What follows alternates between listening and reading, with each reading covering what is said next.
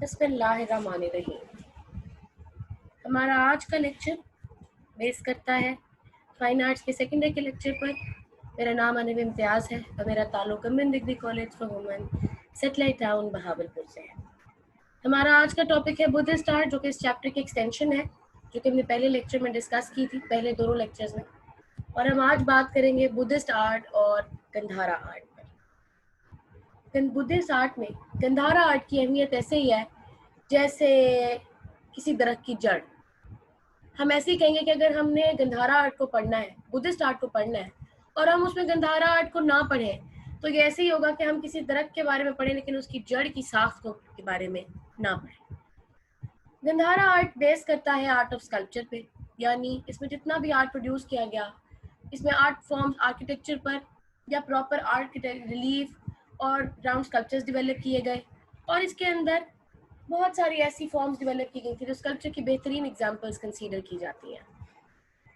आपके सामने इस वक्त आपको कदीम इंसान और फन मुसव्वरी वाली किताब इसलिए बार बार दिखाई जा रही है ताकि आपको यकीन रहे कि हर टॉपिक इसी किताब में से निकाला जाता है और इसी टॉपिक के अंदर से रिलेटेड ही आपको इस किताब के अंदर इंफॉर्मेशन अवेलेबल रहेगी।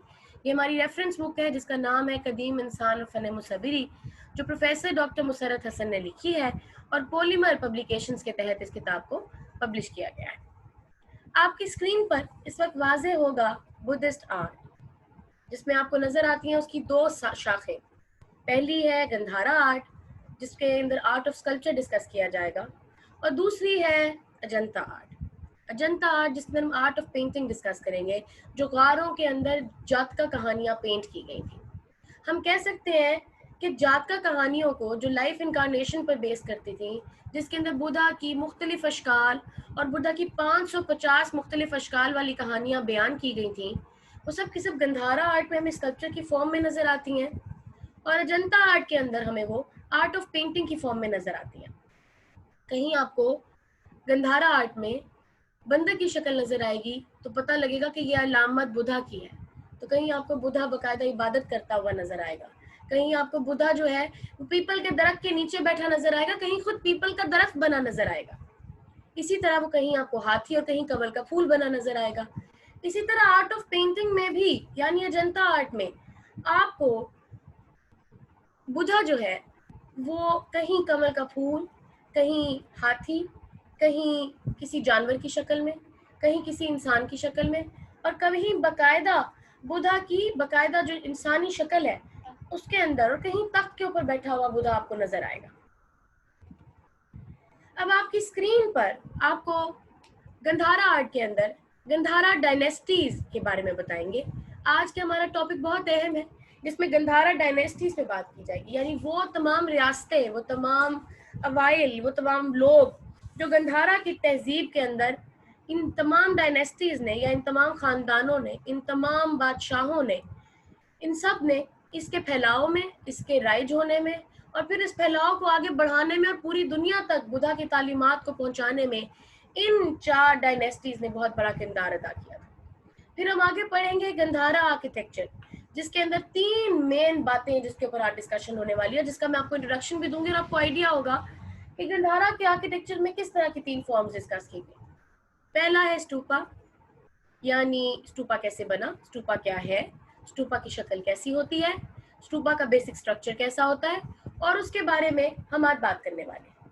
फिर पिलर्स, यानी किस तरह के पिलर्स डेवलप किए गए, उनके बनाने का मकसद क्या था, उनकी शक्ल कैसी है, उन शक्लों के बेसिक स्ट्रक्चर्स कैसे थे, वो पिलर्स दूर से देखने में हमें कैसे नजर आते हैं, बेसिक उनका मकसद क्या था। फिर इसी तरह टेम्पल्स यानी मंदिर क्यों बनाए गए, वजह क्या थी, किस शक्ल के बनाए गए, किस चीज़ से मुशाबहत रख के बनाए गए, किस चीज़ की अलामत के तौर पर बनाए गए, ये सब हम अभी आज के आने वाले टॉपिक में बात करेंगे इस पर।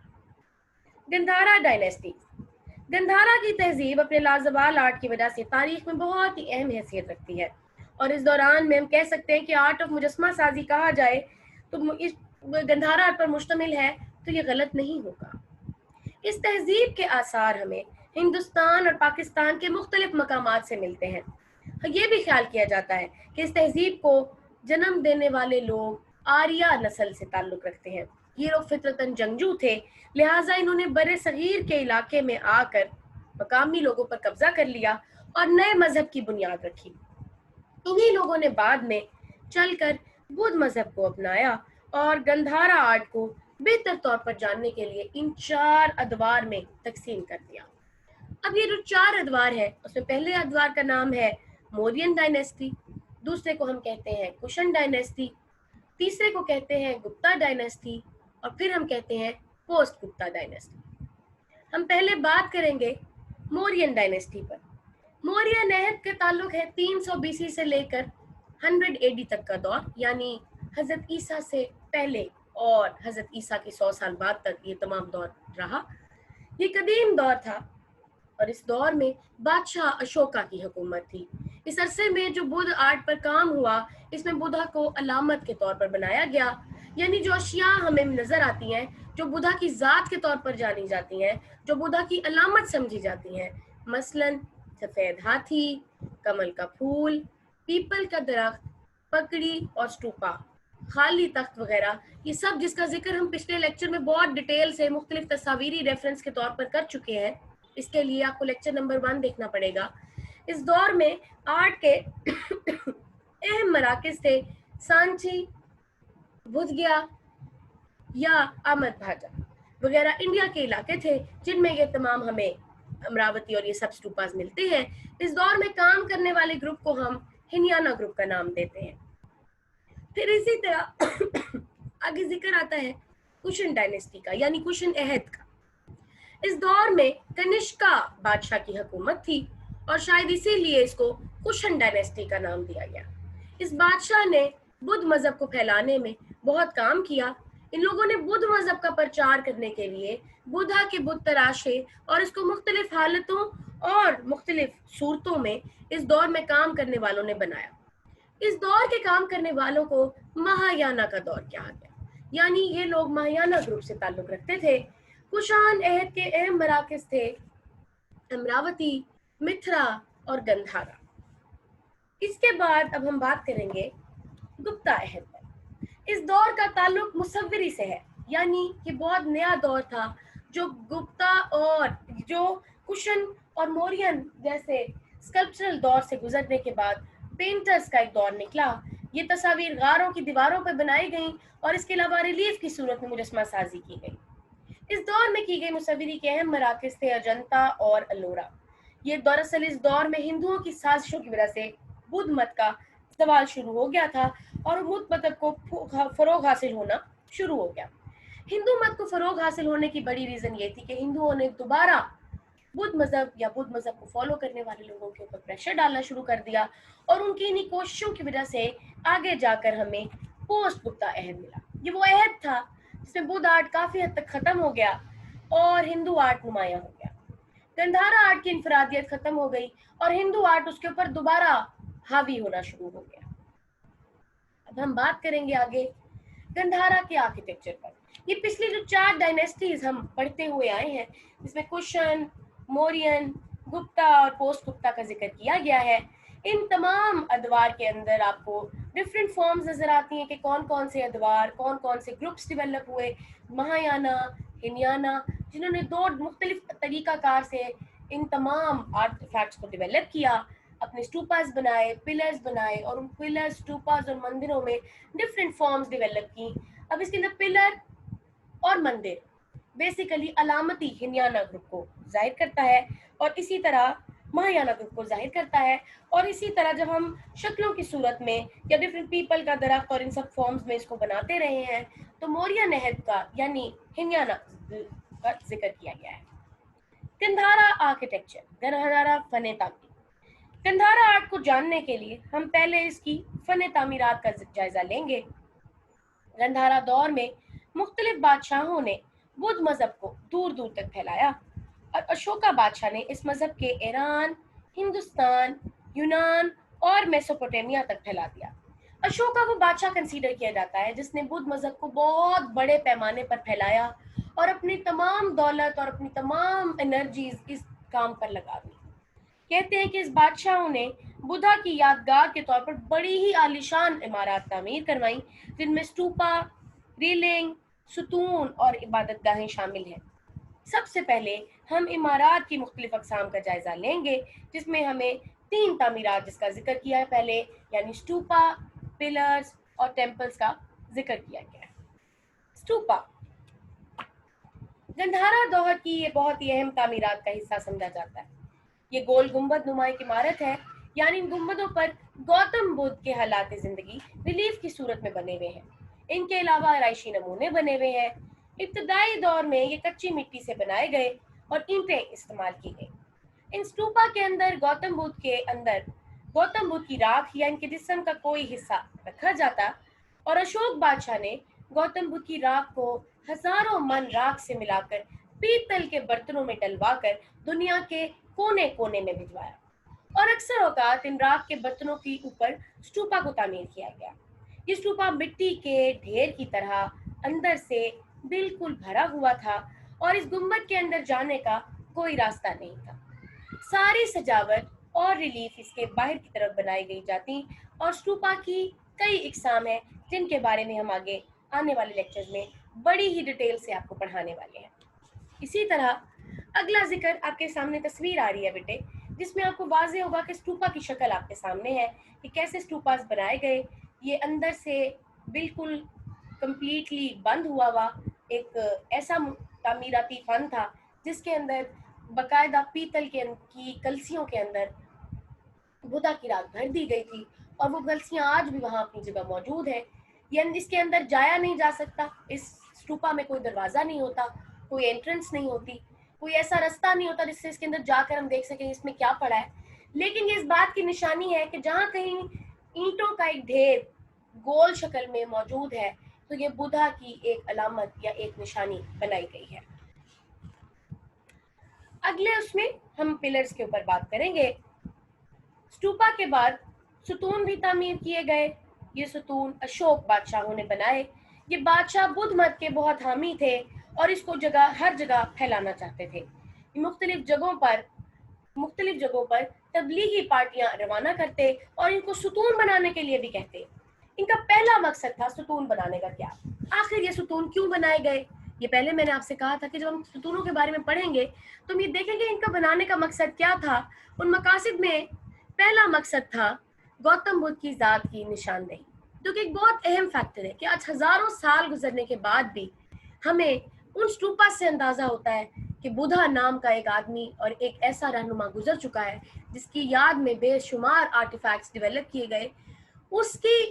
उसके मज़हब ने ना सिर्फ कॉन्ट्रीब्यूशंस की उस दौर के लोगों के लिए, लेकिन उसके बावजूद उसके मज़हब के अलावा उसके पैरोकारों ने भी आर्ट फॉर्म को, साउथ एशियन आर्ट फॉर्म को डेवलप करने में बहुत कॉन्ट्रीब्यूशंस दी। फिर इसी तरह इसके फरमान की तबलीग, यानी वो तमाम बातें या वो तमाम चीज़ें जो तबलीग की थी बुद्धा ने अपने पैरोकारों को, इनका दूसरा बड़ा मकसद ये था कि वो पूरी दुनिया तक फैलाए जाए। कि तीसरा मकसद बादशाहों का ये था कि बादशाहों की अपनी शान और शौकत का इजहार हो कि फलां दुनिया के फलां कोने में फलां बादशाह ने, जैसे अशोका ने दुनिया जहान के अंदर ये बनाए स्तूपास को तामीर करवाया और आज भी हम कहते हैं कि अशोका वो बादशाह है जिसने बुद्ध मजहब को फैलाने में एक बहुत बड़ा किरदार अदा किया। ये उसकी शान और शौकत, उसकी दौलत, उसका बुद्ध मजहब की तरफ झुकाव और बुद्ध मजहब की तबलीग की तरफ झुकाव की एक बेहतरीन निशानी है। इन सुतूनों पर बुद्ध के अलामती निशान यानी मुख्तलिफ किस्म के जानवर और धर्म चक्र बनाए गए। अब धर्म चक्र क्या है? धर्म चक्र है एक गोल व्हील जो निशानी है बुद्धा की। धर्म चक्र है दुनिया का चक्कर कि हर जगह ये दुनिया एक खास चक्कर के तहत चलती है और फिर यह चक्कर वापस अपनी जगह पे खत्म हो जाता है। यानी एक इंसान मिट्टी से आया है और मिट्टी में ही वापस चला जाएगा। ये एक बहुत बड़ा फलसफा था जो बुद्धा ने दिया कि आखिर इस दुनिया का चक्कर चलाने वाला कौन है। धर्म चक्र भी उस चक्र की एक निशानी है। ये उस सोच की निशानदेही करता है कि किस सोच के तहत बुद्धा ने अपनी तालीमात की तबलीग की कि आखिर ये सोचें कि दुनिया का ये चक्कर के इंसान एक खून के लोथड़े से बनता है, एक बच्चा बनता है, बच्चे से आदमी, आदमी से एक बूढ़ा और बूढ़े से दोबारा मिट्टी और कब्र की तरफ चला जाता है। आखिर ये चक्कर क्या है? आखिर एक दरख्त का पत्ता बनता है बीज, बीज से पौधा, पौधे से पहले जड़, जड़ से पौधा, पौधे से उसके तना, तने से वो एक बड़ा तनावर दरख्त, दरख्त के बाद वो दोबारा एक वक्त आता है कि उसका फल लगता है, फल दोबारा नीचे गिरता है, फिर उसके सारे बीज नीचे जमीन में जाते हैं और फिर वो उसी जमीन से वापस आता है। ये है वो चक्कर, ये है वो एक्सपीरियंस या वो तमाम ऑब्जर्वेशंस जो बुद्धा ने डेवलप की। और ये चक्कर की निशानी या इस धर्म चक्र की निशानी उसी चक्कर की कहानी और उस सोच की तबलीग करता है। फिर इसी तरह मुख्तलिफ किस्म के जानवर थे जो मुख्तलिफ अशकाल में बुद्धा को बनाया गया।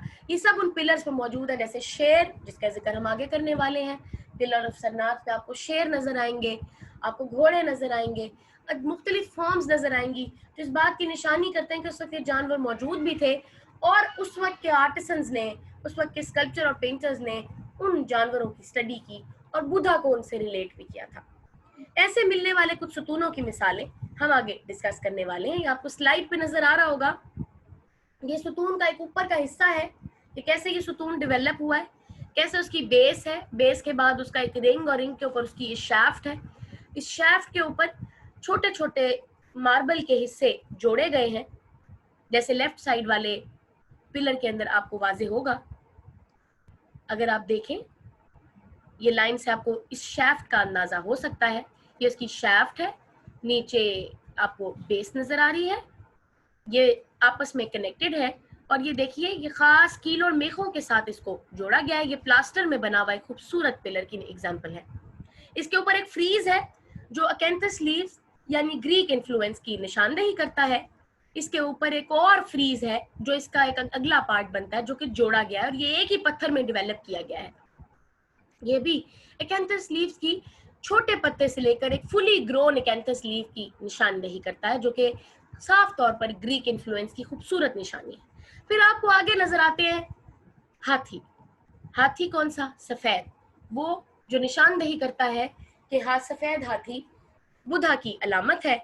देखिए बड़ी ही खूबसूरती के साथ स्कल्पचरल फॉर्म में पौधों के साथ, संगमरमर के साथ और जानवरों के साथ और खूबसूरत फूलों के साथ संगमरमर को इस्तेमाल करते हुए पत्थर की खूबसूरत निशानी डेवलप की गई है।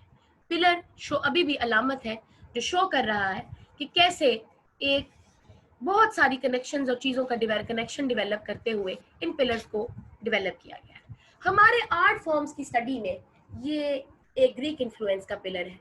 पिलर वैसे भी सबसे पहले ग्रीक्स की तरफ से ही हमारे इस इंडो पाक सब कॉन्टिनेंट में आए थे और इसीलिए ये ग्रीक इन्फ्लुएंस की एक बेहतरीन एग्जाम्पल है। इसी तरह सीधे हाथ पे आपको इसका एक और क्लोजर व्यू नजर आ रहा है।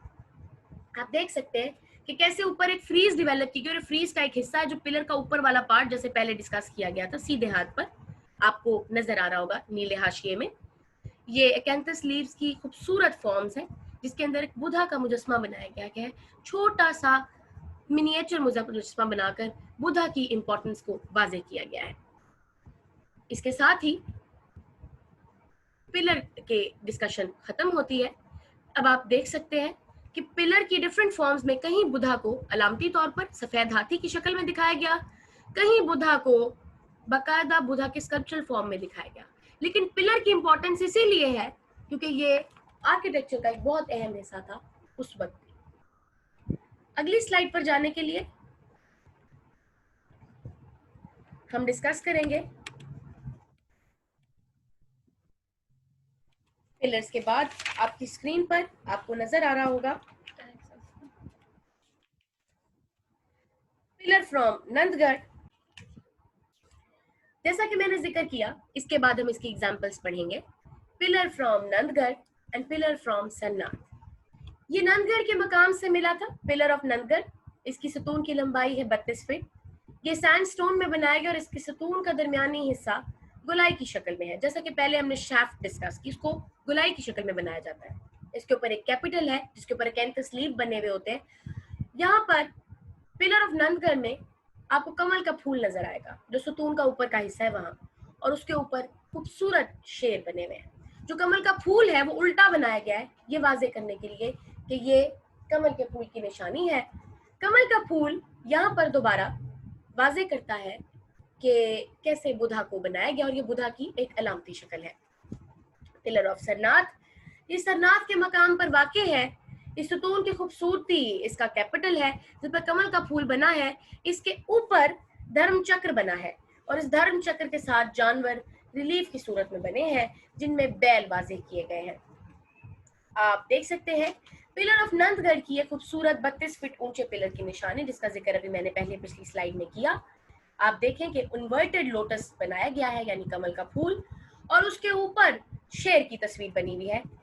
पहली तस्वीर उल्टे हाथ वाली में आपको शेर का फ्रंट व्यू, सेंटर वाली तस्वीर के अंदर आपको पिलर के ऊपर 32 फीट ऊंचे इस पिलर के ऊपर शेर का साइड व्यू नजर आ रहा है और उसका क्लोजर व्यू आपको तीसरी तस्वीर में नजर आ रहा है कि कैसे एक बैठे हुए शेर की एग्जाम्पल बनाई गई है। पिलर फ्रॉम सरनाट जिसका जिक्र मैंने भी आपको इससे पिछली स्लाइड में किया है। ये भी सीधे हाथ वाली तस्वीर में पिलर का बेस और उसके ऊपर इन्वर्टेड लोटस बनाया गया है। आप देखेंगे कि जितने भी पिलर्स बनाए गए हैं उनके ऊपर आपको लोटस कभी सीधा नहीं नजर आएगा। लोटस हमेशा एज अ बेस इस्तेमाल किया गया है और उसको उल्टा बनाया जाता है। ये बुद्ध आर्ट की एक बेहतरीन एग्जाम्पल और एक अलामती बेहतरीन शक्ल है।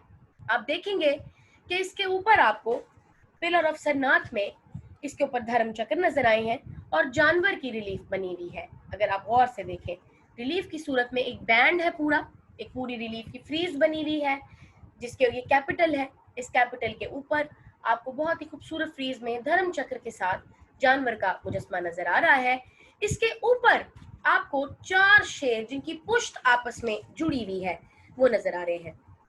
घोड़ा एक ऐसा जानवर है जिसको कैपिटल के ऊपर हर धर्म चक्र के बाद बनाया गया है।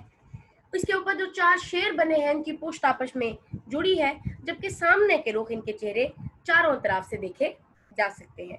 इनके मुंह खुले हुए हैं। ये शेर के सामने के रुख की 2 टांगे भी हमें वाजे हैं और पिछली 2 टांगे पुश्त के साथ जुड़ी होने की वजह से वाजे नहीं है। ये हो गए हमारे पिलर्स। अब हम आगे बात करेंगे इस आज के आर्किटेक्चर की डिस्कशन का तीसरा हिस्सा, मंदिर, टेम्पल्स।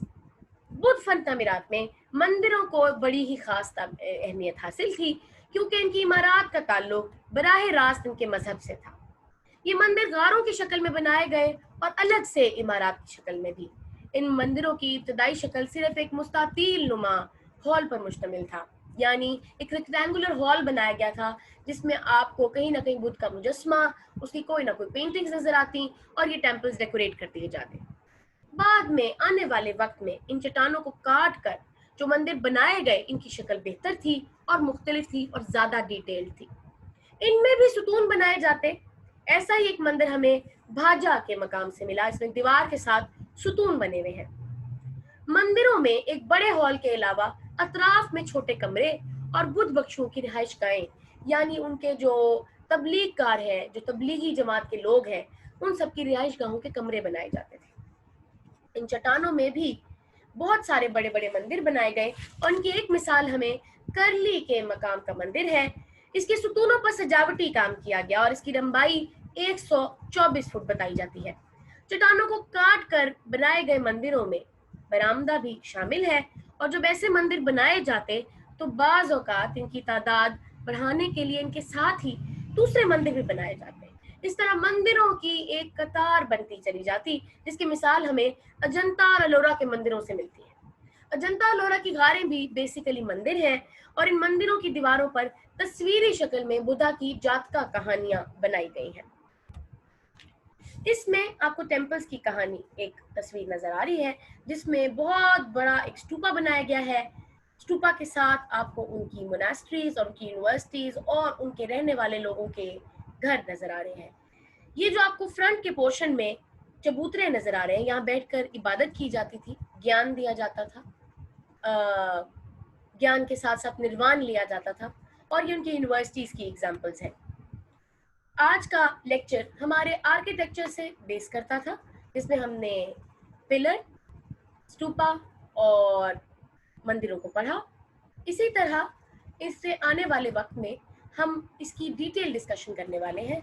आने वाले आगे वक्त में हम स्टूपा से रिलेटेड डिटेल डिस्कशन करने वाले हैं। स्टूपा कैसे होते हैं, स्टूपा की एग्जाम्पल्स कैसी हैं, स्टूपा बनाए कैसे जाते हैं, ये आगे आने वाले लेक्चर में आपको मैं ज़रूर बताऊंगी। बहुत शुक्रिया। अल्लाह ने